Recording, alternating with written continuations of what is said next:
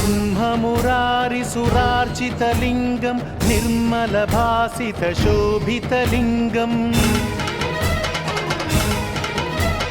जन्मज दुःखविनाशकलिङ्गं तत्प्रणमामि सदा शिवलिङ्गम्